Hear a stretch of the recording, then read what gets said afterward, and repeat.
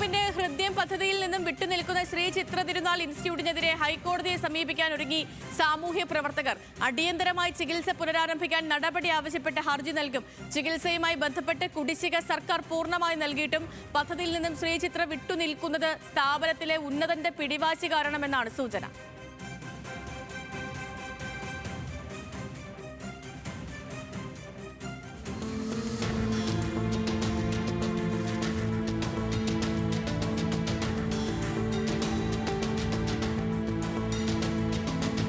18 വയസ്സുവരെയുള്ള കുട്ടികളിലെ ജന്മനാലുള്ള ഹൃദ്രോഗങ്ങൾക്ക് സൗജന്യ ചികിത്സ ഉറപ്പാക്കാൻ ലക്ഷ്യമിട്ടാണ് നാഷണൽ ഹെൽത്ത് മിഷന് കീഴിൽ ഹൃദ്യം പദ്ധതി ആരംഭിച്ചത്.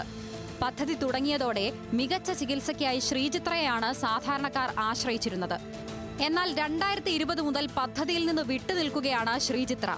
വിഷയത്തിൽ ഇടപെട്ട ബാലാവകാശ കമ്മീഷൻ ഉടൻ ചികിത്സ പുനരാരംഭിക്കണമെന്ന് നിർദ്ദേശിച്ചെങ്കിലും ഫലമുണ്ടായില്ല. ഇതോടെയാണ് സാമൂഹ്യ പ്രവർത്തകർ ഹൈക്കോടതിയെ സമീപിക്കാൻ തീരുമാനിച്ചത്.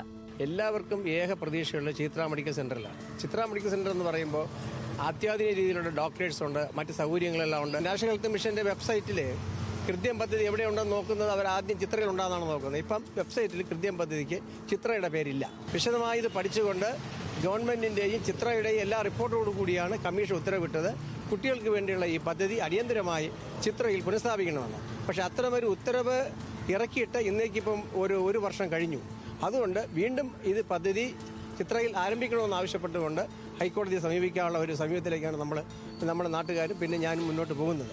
ആരോഗ്യവകുപ്പിന്റെ വ്യവസ്ഥകൾ അംഗീകരിക്കാൻ കഴിയില്ലെന്ന് ചൂണ്ടിക്കാട്ടി 6 വർഷമായി ശ്രീചിത്രയിൽ ഹൃദ്യം പദ്ധതി നടപ്പാക്കിയിട്ടില്ല.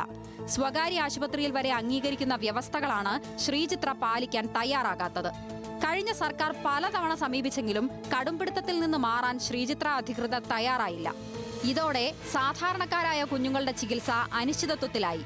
ശ്രീചിത്രയിലെ ഉന്നതന്റെ പിടിവാശിയാണ് പദ്ധതി മുടങ്ങാൻ കാരണമെന്നാണ് സൂചന. ശ്രീചിത്രയിൽ നിന്ന് കുട്ടികൾക്ക് ലഭിക്കേണ്ട സൗജന്യ ഹൃദ്രോഗ ശസ്ത്രക്രിയയും തുടർ ചികിത്സയുമാണ് വർഷങ്ങളായി നിഷേധിക്കപ്പെടുന്നത്. ഹൈക്കോടതി ഇടപെടലിലൂടെ പദ്ധതി പുനരാരംഭിക്കുമെന്ന പ്രതീക്ഷയിലാണ് സാമൂഹിക പ്രവർത്തകർ. ന്യൂസ് മലയാളം, തിരുവനന്തപുരം.